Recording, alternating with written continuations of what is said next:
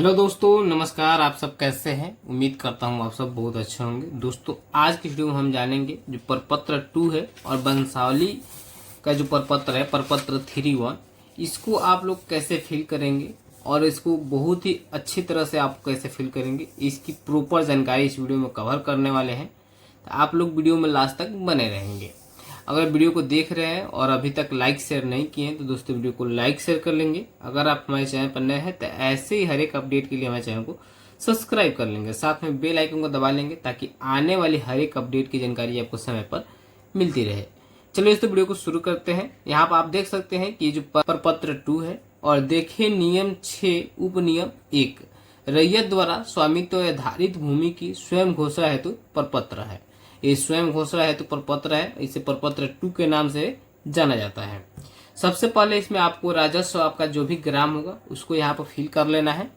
उसके बाद अपना थाना नंबर यहाँ पर फिल करना है। जो भी थाना नंबर होगा, थाना आपको नहीं फिल करना है, यहाँ पर कोई गलती नहीं करे। जो आपका थाना होगा पुलिस थाना, वो यहाँ पर नहीं फिल करना है। आपका थाना नंबर, हर एक मौजे का यानी गांव का एक थाना नंबर होता है, उस थाना नंबर को यहाँ पर आपको फिल करना है। यहाँ पर आपको हल्का नंबर देखने को मिलेगा। अगर आपको हल्का नंबर मालूम है तो हल्का नंबर को यहाँ पर फिल करेंगे। अगर नहीं मालूम है तो इसको खाली छोड़ देंगे, कोई दिक्कत नहीं है। यहाँ पे या अपना हल्का का नाम लिख देंगे। हल्का वो होता है जैसे ग्राम पंचायत हो गए, पंचायत का नाम ही वो हल्का समझा जाता है। ठीक है। नेक्स्ट यहाँ पे है पुलिस थाना। पुलिस थाना आपको जो भी है आपका यहाँ पर डालना है। ठीक है। यहाँ पर थाना नंबर था, थाना नंबर यानी ये गांव का एक नंबर होता है। अब पुलिस थाना ये एक अलग है, तो पुलिस थाना यहाँ पर डालना है। यहाँ पर अपना अंचल डालना है और यहाँ पर अपना जिला डालना है। चलिए अब नेक्स्ट बात करते हैं जो बहुत ही विशेष है। यहाँ पर एक बात है कि रैयत का नाम, सह हिस्सेदारों का नाम एवं अंश अगर कोई हो सहित एवं पिता का नाम यहाँ पर आपको डालना है। जैसे मान लीजिए कि रैयत है, जो आदमी जमीन जोत रहा है, इस समय वर्तमान में आदमी जो जीवित है और जमीन को जोत रहा है वही रैयत है। ठीक है। मान लीजिए कि राम है, जो राम क्या है उस जमीन को जोत रहा है, तो राम हो गया रैयत का नाम। ठीक है। और उसके यहाँ पर स्थायी पता लिख देना है, खाता लिख देना है। ठीक है। और उसका जो खेसरा होगा, जिस जमीन को जोत रहा है उस खेसरा को लिख देना है। अगर एक से अधिक खेसरा जोत रहे हैं और अलग अलग खाता है तो सबके लिए अलग अलग एक प्रपत्र 2 भरना पड़ेगा। ठीक है। अगर इसमें अट जाएगा तो इसमें लिख देते हैं, नहीं अटेगा तो आपको प्रपत्र 2 अलग से भरना पड़ेगा। ठीक है। यहाँ पर रकबा डालना है। ठीक है। जितना भी आपका जमीन का जो रकबा होगा, जितना जमीन को आप जोत कर रहे हैं उसी को रकबा डालना है। और उसका चौहद्दी जो वर्तमान में है, वही वर्तमान में जो चौहद्दी है उसको यहाँ पर डालना है। ठीक है। वहां पर जैसे उत्तर में, दक्षिण में, पूरब में, पश्चिम में जो भी आपका चौहद्दी होगा, इस समय वर्तमान में जो जोत रहे हैं जमीन, उसके वर्तमान में जो चौहद्दी होगा वही यहाँ पर आपको इंटर करना है। यहाँ पर अपना किस्म जमीन डालना है। जैसे जमीन जैसे बहुत सारे किस्म होते हैं, भीट हो गया, धनहर हो गया, ये बहुत प्रकार के जमीन होते हैं। अगर आपको ये मालूम है तो यहाँ पर डालना है, नहीं मालूम है तो इसको खाली छोड़ देना है। यहाँ पर शेष को छोड़कर लगान, अगर आपको ये मालूम है लगान ये आपको रसीद पर मिलेगा, लेकिन वहाँ पर टोटल लगान देता है। आपको शेष को छोड़कर जो लगान होगा यहाँ पर डालना है। तो आपको मालूम है तो डालेंगे, नहीं तो इसको भी छोड़ देंगे। ये जमाबंदी संख्या, आपको जो जमीन का रसीद कटवाते हैं, लगान भरते हैं, वहाँ पर आपको जमाबंदी संख्या मिलेगा, वहाँ से आपने जमाबंदी संख्या यहाँ पर डालेंगे। और भूमि पर दावा का आधार क्या है, जो भूमि पर आप दावा कर रहे हैं उस पर अधिकार क्या है, तो यहाँ पर आपको देना है यथा उत्तराधिकारी, दान, क्रय, बंदोबस्त या अन्य। मान लीजिए इसमें से आपका जो भी अधिकार है, जैसे अगर क्रय किए हैं तो क्रय लिखेंगे, दान है तो दान लिखेंगे, उत्तराधिकारी है, मान लीजिए कि आपका जो पुश्तैनी खतियानी जमीन है उसमें उत्तराधिकारी होंगे। ठीक है। अगर मान लीजिए कोई जमीन खरीदे हैं, आपके पास केवाला है तो उसको क्रय किए हैं, अच्छा है उसका केवाला है लेकिन दान से मिला है तो दान लिखेंगे, ये आप उसको डालना है। अभियुक्ति अगर कोई हो तो अभियुक्ति, मान लीजिए कि आपका कोई खतियानी जमीन है तो मान लीजिए कि इसमें हम क्या लिखेंगे कि यह जमीन खाता 13 जो कि खतियान रमेश के नाम पर है और जो अब जमाबंदी जो है महेश के नाम पर है।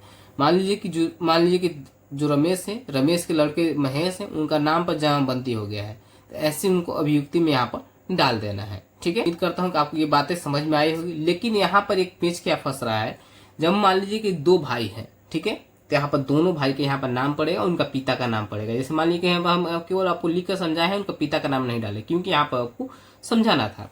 यहाँ पर मान लीजिए कि 2 भाई हैं तो दोनों भाई का यहाँ पर नाम डालना होगा। जो भी आपका भाई होंगे, यहाँ पर मान लीजिए कि राम का भाई श्याम है तो श्याम यहाँ पर डाल देंगे। ठीक है। और मान लीजिए कि इनका हिस्सा कितना होगा, तो यहाँ पर अंश डालना है। जैसे मान लीजिए कि राम और श्याम का हिस्सा कितना कितना, 2 भाई है तो 1/2 का हिस्सेदार होंगे, तो यहाँ पे 1/2 डाल देंगे। बात समझ में आ रहा है। उसके बाद हमें यहाँ पर सेम वही इनका भी होगा, जो भी इनका अस्थायी पता होगा वो सेम होगा। और जो रकबा होगा, जितना रकबा डाले हैं 30 डिसमिल, समझिए कि इनमें से 1/2 इनका है, 1/2 इनका है। यहाँ अंश डालना एकदम मैंडेटरी है, ठीक है। कितना हिस्सेदार बनते हैं यहाँ पर आपको डालना पड़ेगा। और मान लीजिए यहाँ पर उसके बाद मान लीजिए कि 3 भाई हैं, तो यहाँ पर 1/3 डालेंगे, 1/2 नहीं। और मान लीजिए कि जो भी जमीन होगा उसका 3 हिस्सा लगेगा, तो 1/3। 4 भाई होंगे तो 1/4, ऐसे आपको डाल लेना है। उसके बाद यहाँ पर लास्ट में जब बचेगा तो अपना पिता का नाम यहाँ पर डाल देना है। मान लीजिए पिता जो है दशरथ है, तो पिता का नाम यहाँ पर डाल देंगे। ऐसे ही आपको फिल कर लेना है। उसके बाद नेक्स्ट हम यहाँ पर आएंगे तो यहाँ पर आपको स्थान देखने को मिलेगा। स्थान में अपना जहाँ पर आपने इस फॉर्म को फिलअप किया है वहाँ पर स्थान डाल लेंगे। जिस तारीख को इस फॉर्म को फिलअप किए हैं उस तारीख को डाल लेंगे, चाहे जिस तारीख को आप जमा कर रहे हैं उस तारीख को यहाँ पर डालेंगे। उसके बाद यहाँ पर रैयत का हस्ताक्षर या अंगूठे का निशान यहाँ पर देना है। और साथ में मोबाइल नंबर और आधार संख्या यहाँ पर आपको देना है। तो अपना जो भी सिग्नेचर होगा सिग्नेचर करेंगे। और मोबाइल नंबर और आधार संख्या आपको एकदम मैंडेटरी देना ही देना है, क्योंकि यहाँ पर आपसे जब भी मान लीजिए कि आपका कोई दिक्कत होगा तो मोबाइल नंबर से आपसे संपर्क किया जाएगा। और आधार नंबर आपको मान लीजिए कि आइडेंटिटी के लिए दिया जा रहा है। उम्मीद करता हूँ कि जो प्रपत्र 2 है आपको अच्छे से समझ में आ गया होगा कैसे इसको फिल करना है। नेक्स्ट हम बात करेंगे जो प्रपत्र 3 है वंशावली, ठीक है। यहाँ पर आपको कैसे इसको फिल करना है, तो यहाँ पर आप देख सकते हैं कि यहाँ पर आपको प्रपत्र 3(1) यहाँ पर देखने को मिलेगा। वंशावली अधिनियम की धारा 5 द्वारा ये है, ठीक है। यहाँ पर आपको सेवा में समझिए कि एक प्रकार का आपका जो है आवेदन है, एप्लीकेशन जैसे लिखते हैं ना, वही है, ठीक है। सेवा में शिविर प्रभारी अंचल, जो भी आपका अंचल होगा यहाँ पर डालेंगे, जिला होगा वो आपको यहाँ पर डाल देना है। विषय है कि स्वयं की वंशावली समर्पित करने के संबंध में, यानी यहाँ पर आपका स्वयं जो वंशावली है, स्वयं का जैसे राम का जो वंशावली है वो यहाँ पर समर्पित करेंगे, ठीक है। मान लीजिए कि महाशय जैसे यहाँ पर लिखा है, उपरोक्त विषय के संबंध में सूचित करते हुए कहना है कि मैं या हम लोग श्री श्रीमती जो भी है जिनके नाम से जमीन है, ठीक है, जो जमीन को जोत रहे हैं उनका नाम डालेंगे। राम हो गए और राम के पिता का नाम था दशरथ, तो दशरथ लिख देंगे। फिर मान लीजिए कि उनका भाई जो है यहाँ पर श्याम है, तो श्याम लिख देंगे और उनके पिता का नाम यहाँ पर लिख देंगे। अगर मान लीजिए कोई पुत्री है तो पुत्री का नाम यहाँ पर डालेंगे और उसके पिता का नाम यहाँ पर लिख देंगे।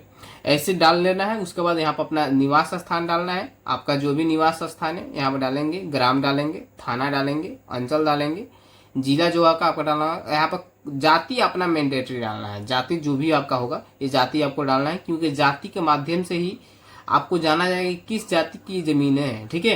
यहाँ पर आपको जाति मैंडेटरी है। मान लीजिए कि आप जाति प्रमाण पत्र बनवाने जाते हैं तो वहाँ पर आपको जो आपका जमीन का रसीद है वो देना पड़ता है, तो यहाँ पर जाति आपको डाल लेना है। उसके बाद यहाँ पर दे रहा है भूमि जिसका विवरण आवेदन के साथ संलग्न प्रपत्र 2 में अंकित है, स्वर्गीय किसके नाम पर जो जमाबंदी है उनका नाम डालना है। मान लीजिए कि जो जमाबंदी है आपके पूर्वज किसी का नाम पर है, मान लीजिए खतियान अलग किसी के नाम पर होगा, जमाबंदी किसी और के नाम पर होगा। जमाबंदी मान लीजिए कि जिनके नाम से रसीद करता है उन्हीं के नाम पर जमाबंदी है, ठीक है। जो जिनके रसीद करता है वही जमाबंदी होते हैं, तो यहाँ पर उनका नाम डाल देना है, पिता का नाम डाल देना है, जिस पिता का यहाँ पर इनका पिता होंगे उसका नाम डालना है। यहाँ पर अपना गांव डाल देना है और जिस गांव में आपका जमीन है उसका यहाँ पर नाम डालना है, अंचल डालना है, ठीक है। और जमाबंदी संख्या यहाँ पर आपको डाल देना है, ठीक है। उसके बाद खतियान यहाँ पर पूछ रहा है डैश की, यहाँ पर खतियान के खाता संख्या अंकित कर देना है, खेसरा संख्या, रकबा जो भी होगा इसको अंकित करना है। लगान आपको कितना लगता है, ठीक है, वो लगान यहाँ पर मूल लगान डालना है, तो मूल लगान आपको जो लगा है वो डालेंगे, नहीं अगर मालूम है तो इसको खाली छोड़ देंगे।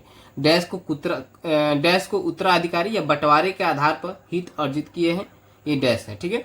नेक्स्ट यहाँ पर आप आएंगे तो इसको पढ़ लेंगे। उसके बाद नीचे अपना विश्वास भजन में जो भी यहाँ पर आवेदन कर रहे हैं वो अपना नाम डालेंगे और यहाँ पर सिग्नेचर करेंगे। तो दोस्तों ये थी पूरी प्रपत्र 3 को कैसे भरना है। तो दोस्तों उम्मीद करता हूँ कि मैं जो जानकारी दिया आपको अच्छे से समझ में आया होगा। अगर हमारी दी गई जानकारी आपको अच्छे से समझ में आया है तो दोस्तों वीडियो को लाइक कीजिएगा, शेयर कीजिएगा। अगर आप हमारे चैनल पर नए हैं तो ऐसे ही हर एक अपडेट के लिए हमारे चैनल को सब्सक्राइब कर लीजिएगा, साथ में बेल आइकन को दबा लीजिएगा ताकि आने वाली हर एक अपडेट की जानकारी आपको समय पर मिलती रहे। चलिए दोस्तों वीडियो को समाप्त करते हैं, मिलते हैं किसी एक और नए वीडियो में, तब तक के लिए जय हिंद जय भारत।